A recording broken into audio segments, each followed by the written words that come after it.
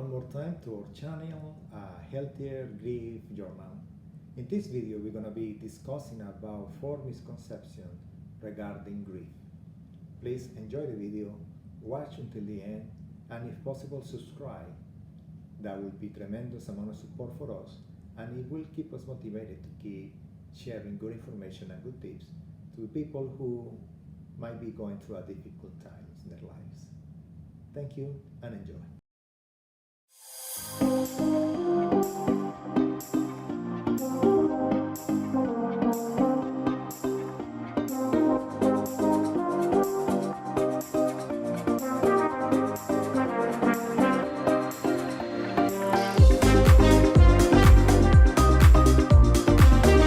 My friends, so let us begin rebuking these 4 myths or these 4 misconceptions about grief. One of the most common misconceptions that I have found out there is the belief that grief is a problem. See, when you lose a loved one, it's not just that that person died, it's also that part of you has also died. That part of you that used to be his, her partner, that aspect of your life that you used to share with that person is no longer there, and it will never be there again, not in a physical matter. And then we need to understand that this is such a traumatic event that we cannot address like a problem that we need to be solving. I mean, if your air conditioning breaks down, that is a problem that you need to fix. If the car breaks down, that is a problem that you need to fix. Grief is not a problem to be solved.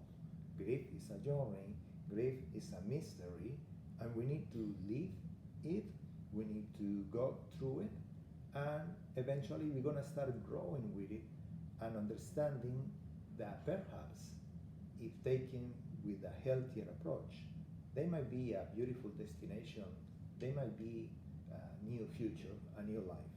Now, life will never be the same as it was before, but it could be a sense of new normal, and it can also be meaningful, it can also be purposely, and it can also have beauty on it.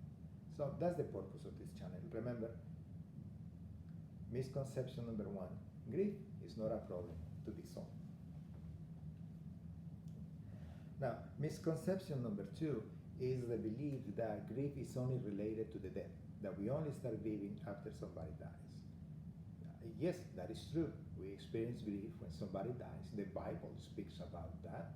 Jesus experienced mourning when Lazarus died. So it's no denial on that. But we also grieve about losses in general. Let's say you lose a partner, a friend, a relationship is broken, a relationship that was so stable and so beautiful for so many years is no longer there. It also causes us to grieve. We lose our job. Our jobs very often become our lifestyle. We build our work around it. We plan financially, and we got big hopes for the future based on this particular job or position or business that you had, and out of the sudden it's no longer the case. That is a loss, and that makes you wonder what is going to happen with my future. How am I going to move on? What am I going to do with this, without this person, without his friendship, without her support? And those are situations in which we grieve, and we are not grieving necessarily because somebody died. So misconception number 2, that grief is only related to death. Misconception number 3 is also a big one, is the belief that you are supposed to cope on a certain way.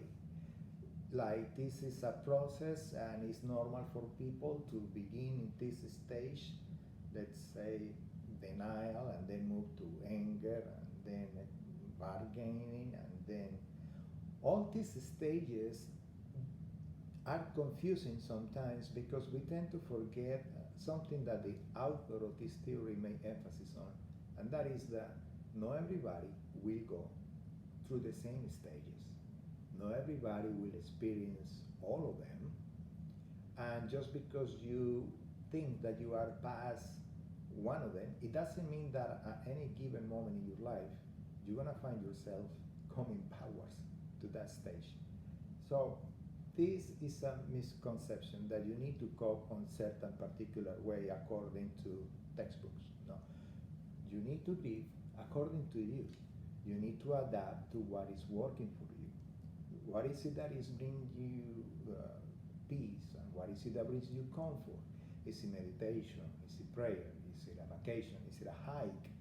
Is it being busy? It must be something that works for you that not necessarily might work for me. So misconception number 3, that you need to live according to society's standards. Misconception number 4 is the belief that grief affects only you. Yes, sometimes we become a little bit selfish. You were the wife, you were the husband, you were the son, the daughter, whatever the situation might be, you might be finding yourself very emotional at times, and you think that only you are feeling the pain, that only you are feeling that absence. In reality, no. In most cases, most of the family share the grief. They only don't express it the same way that you express your feelings. Sometimes there might be somebody who everybody thinks that he's strong, right? But in reality, deep inside, he's melting down and he's suffering. So misconception number 4, that grief only affects you, is very often misunderstood. Now, this is additional to this. I would like to add something to the reasons for grieving, and one of them is the loss of a pet. Pets are not just pets. Pets are part of the family. Somebody once told me that, oh, it was just a dog. No, it's never just a dog. It's never just a cat. It's a member of the family, and when they depart, we miss them too. Therefore, we grieve. By the same token, we need to watch out when a loved one passes away, what is going to happen with their pet, because I guarantee pets, more often than we think, also grieve. And providing support to them is also essential. Well, I hope you enjoyed this brief video, and I hope you like the content on this channel, and I'm counting on you to subscribe to this channel and to recommend my videos to other people, because you never know who might be going through a rough path in their lives, and a little bit of comfort here and there is always helpful. Thank you for watching. God bless. Be safe.